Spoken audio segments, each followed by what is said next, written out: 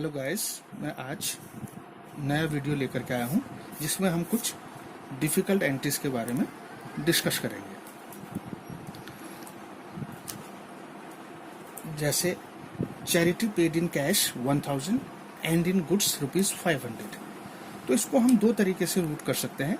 एक तो simple general entry पास करके, सिंपल का मतलब हुआ यहाँ पर single general entry.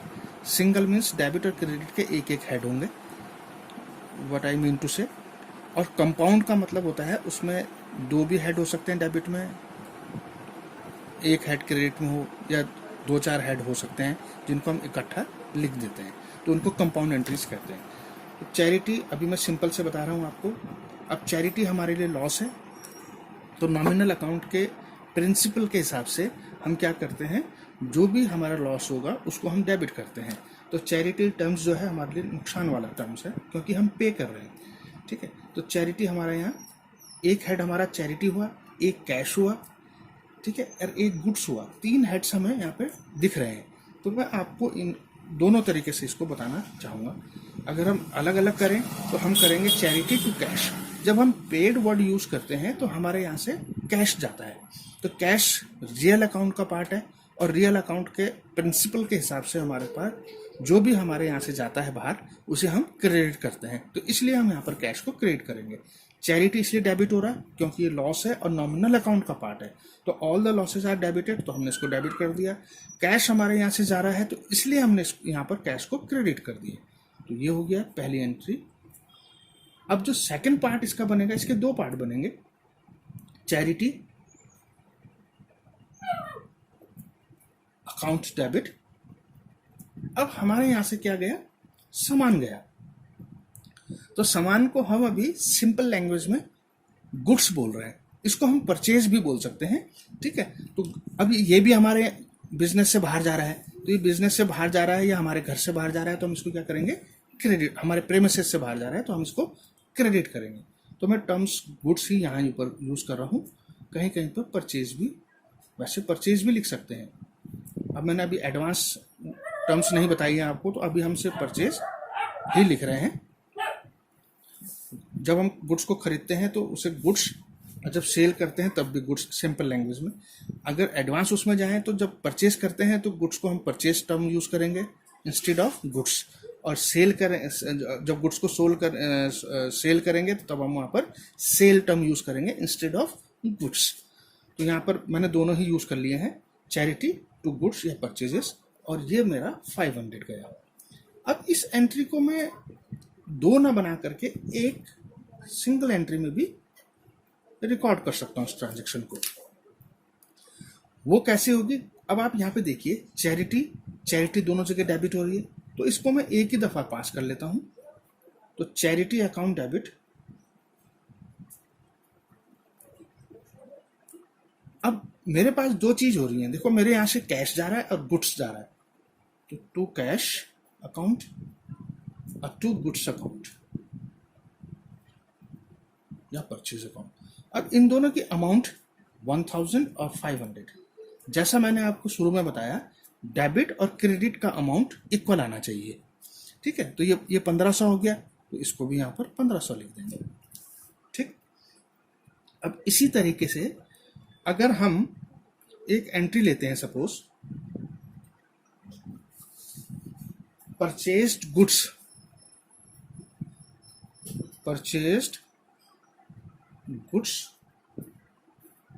Of list price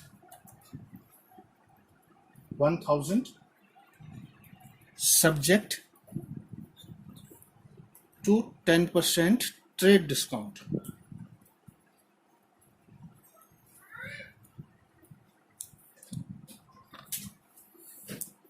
अब डिस्काउंट दो टाइप का होता है, एक होता है ट्रेड डिस्काउंट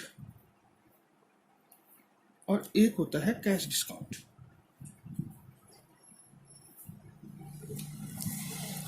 तो ट्रेड डिस्काउंट को हम अपनी बुक्स में नहीं शो करते हैं, उतने से हम अपने सामान की वैल्यू को रिड्यूस कर देते हैं। जैसे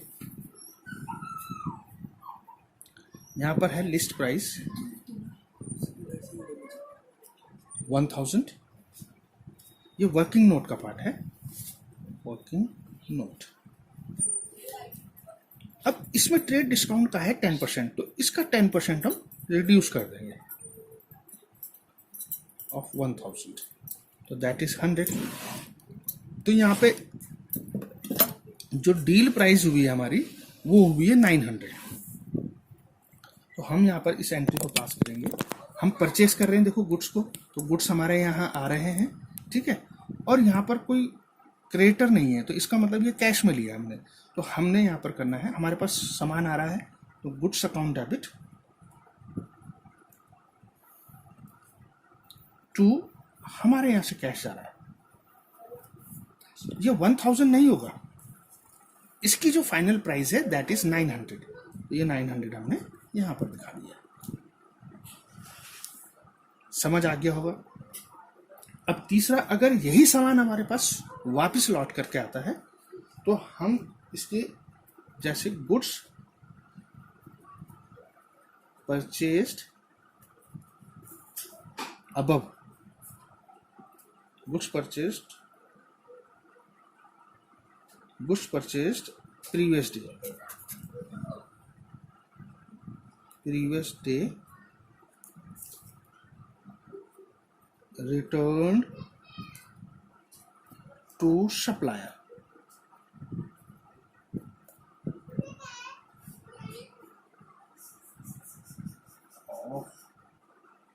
of list price 100।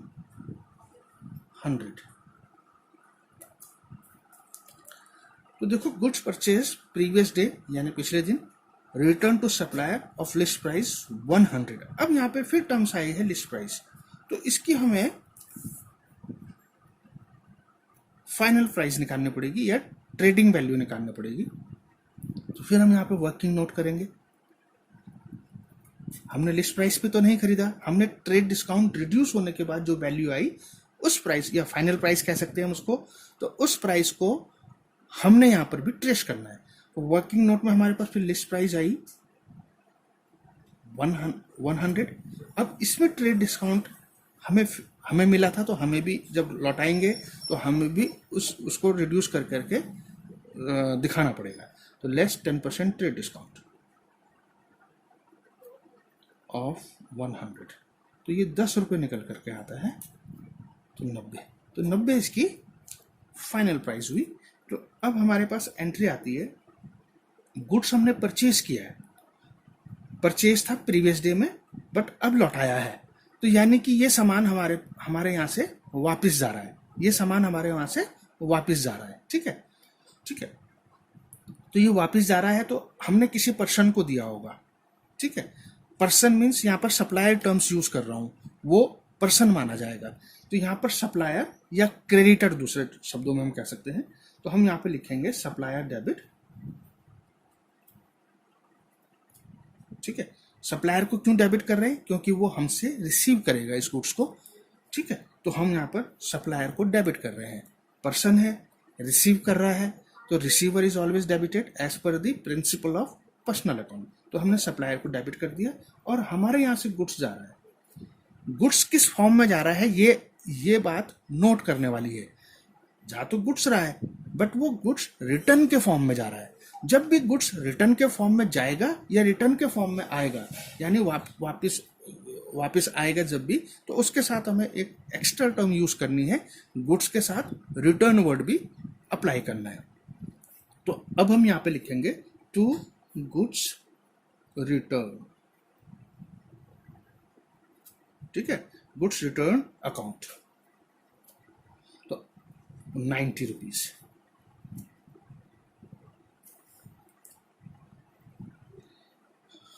उम्मीद करता हूं आपको ये समझ में आया होगा। इसी चीज को अब हम सेल के ऊपर अप्लाई करते हैं। Sold goods of list price 1500 subject to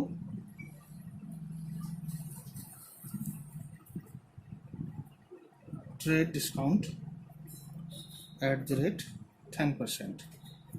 अब मैं इसको उधार बुक कर रहा हूं, टू सुनील। वही वर्किंग नोट हम यहाँ पे फिर अप्लाई करेंगे। वर्किंग नोट हमने फिर यहाँ लिस्ट प्राइस बुक करी, LP लिख रहा हूँ मैं, लिस्ट प्राइस शॉर्ट में 1500। अब इसके ऊपर ट्रेड डिस्काउंट, तो less trade discount at the rate 10%, तो 1500 का 10% 150 आता है, तो 1350 इसकी फाइनल प्राइस हो गई, या डील प्राइस भी कह सकते हैं। अब ये हमने बेचा है, देखो इसमें अब एक तो गुड्स आया है और एक सुनील आया है, ठीक है। तो गुड्स तो एसेट रियल अकाउंट हो गया, रियल अकाउंट का हिस्सा हो गया, सुनील पर्सनल अकाउंट का हिस्सा हो गया। अब हमने सुनील को बेचा है यहाँ पर, तो हमने बेचा है तो सुनील ने रिसीव किया होगा, तो सुनील यहाँ पर पर्सनल अकाउंट के प्रिंसिपल के बेसिस पे डेबिट हो जाएगा, क्योंकि Sunil is receiver.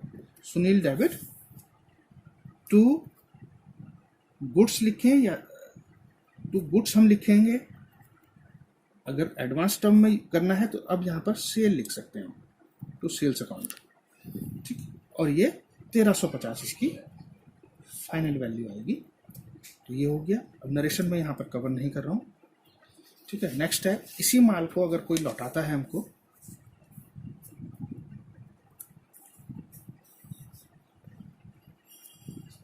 Goods return by Sunil of list price 3000, sorry 300। फिर वो वर्किंग नोट है हमारे पास, लिस्ट प्राइस में से हमने ट्रेड डिस्काउंट लेस करना है, लिस्ट प्राइस 300 है, लेस ट्रेड डिस्काउंट हमें जो प्रीवियस मिला था 10%, वो हम इसमें से घटा देंगे तो 30 निकल के आता है, तो 270। तो हमारी जो एंट्री बनेगी ये फाइनल प्राइस हुई हमारी। तो यहाँ पर देखिए गुड्स हमारे पास वापस आ रहे हैं। तो मैंने अभी आपको समझाया कि जब भी सामान के साथ रिटर्न वर्ड यूज होगा तो रिटर्न को भी हम अप्लाई करेंगे गुड्स के साथ साथ। तो यहाँ पर हमारे पास आ रहा है, गुड्स वापस लौट के आ रहा है, तो हम क्या करेंगे, गुड्स को डेबिट करेंगे, क्योंकि हम रिसीव कर रहे हैं इसको। तो रियल अकाउंट के हिसाब से जो भी हमारे बिजनेस के अंदर आता है या हमारे प्रेमिसेस के अंदर आता है, हम उसको डेबिट करेंगे। तो गुड्स रिटर्न वर्ड यूज होगा, नॉट जस्ट गुड्स। तो goods return account debit to name of the giver. तो यहां पर कौन है, सुनील। वापस करने वाला कौन है, एक पर्सन है, और वो इस टाइम दे रहा है, तो सुनील गिवर हो गया। तो पर्सनल अकाउंट के प्रिंसिपल के बेसिस पे हमारा क्या होगा, गिवर हमेशा क्रेडिट होगा। तो यहाँ पर सुनील को हम क्रेडिट कर देंगे बाय 270।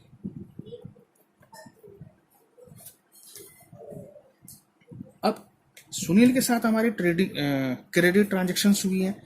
अब सपोज इनसे हमें पैसे मिलने हैं, तो इनका जो टोटल ड्यू है वो टोटल ड्यू हुआ हमारी जो 1350 की पूरी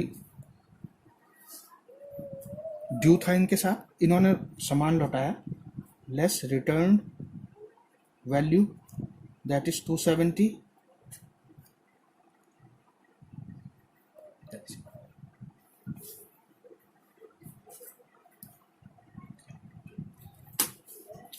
जीरो। तो इसको हम घटाते हैं,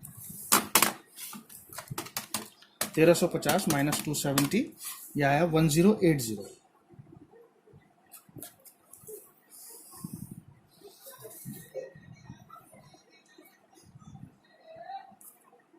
rupees full and final payment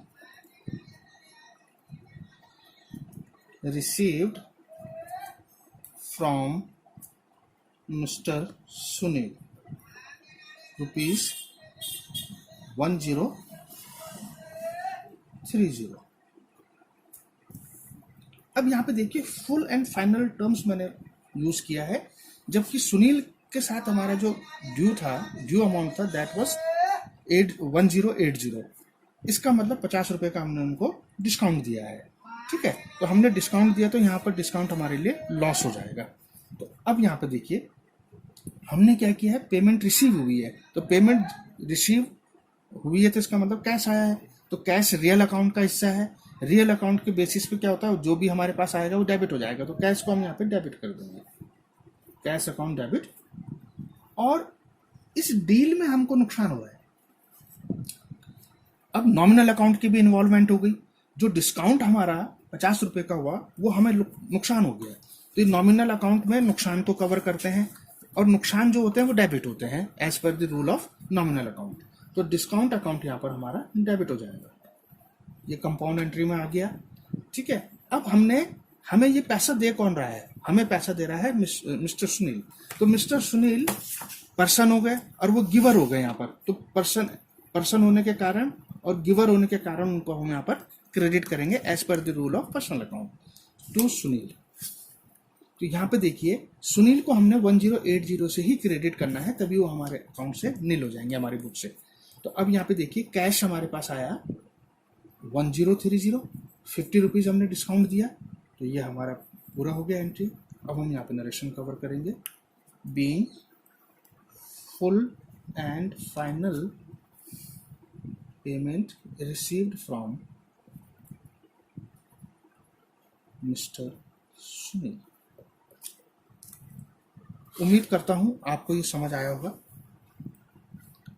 और मैं भविष्य में भी ऐसी एंट्रीज आपके सामने प्रेजेंट करूंगा। अगर आप लोगों को पसंद आ रहा हो, please subscribe my channel and support me. Thank you.